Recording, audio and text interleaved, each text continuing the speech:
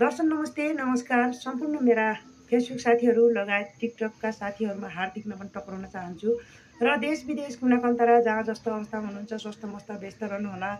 र एकजना बहिनीले मलाई कमेन्ट गर्नुभएको छ टिकटकमा, दिदी किन एउटै ड्रेसमा हुनुहुन्छ भनेर।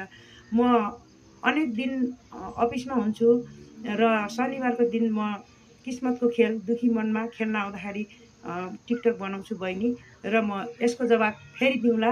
र आज मेरो किस्मतको खेलको सुटिङ छ र मेरो घर यही हो र आज वरिष्ठ कलाकार यहाँ हुनुहुन्छ। उहाँ पनि हामीसँग सँगसँगै शोभायात्रा गर्नुभएको छ र किनकि उहाँ धेरै सिरियलहरूमा अभिनय गर्दै जस्तो झिल्केको कहानी, हत्तेरी, अनेक र हरेक सिरियलहरूमा नै अभिनय गर्दै उहाँ आउनुभएको छ र उहाँको साथमा आज म छु। मेरो घर किस्मतको खेलमा यही हो र आज के भन्छ म विधवाको रोलमा छु, हेर्न नभुलिदिनु होला। र हाम्रो घनश्याम भाइले केही कुरा बोलिदिनुहुन्छ कि? नमस्ते सम्पूर्णमा। म चाहिँ आज यो किस्मतको खेल को सुटिङमा आएको छु कीर्तिपुर दुधपोखरी ठाउँमा। आजभन्दा म चाहिँ 4-5 वर्ष भयो होला यो क्षेत्रमा लागेको। मैले कमेडीको रोलमै नै खेलिरहेको छु।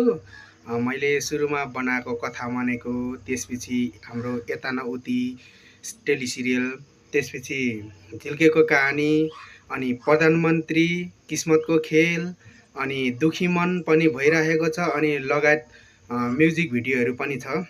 केपी दोहोरीमा गएर सर्च गरेर हेर्न सक्नुहुन्छ। 5-6वटा गरेको छु। त्यसपछि मैले धेरै सिरियल बनाइरहेको छु।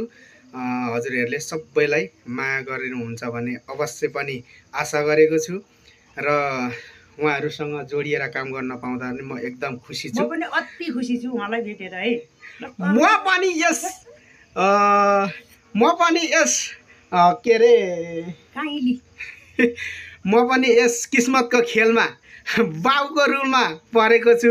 बाउको रोलमा अलिक बोल्दै जाँदाखेरि हार्डवेयरको जिब्रो लडबडिन्छ।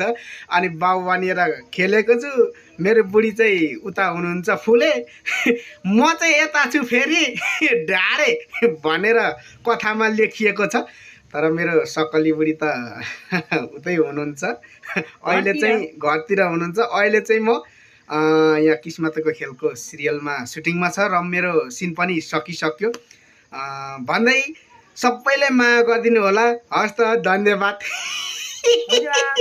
हाम्रो भाइलाई एकदम धेरै धेरै धन्यवाद दिन चाहन्छु। र हामी चाहिँ दुखी मनमा मकैबारीमा निकै छौँ नि त है। हस्, बाई।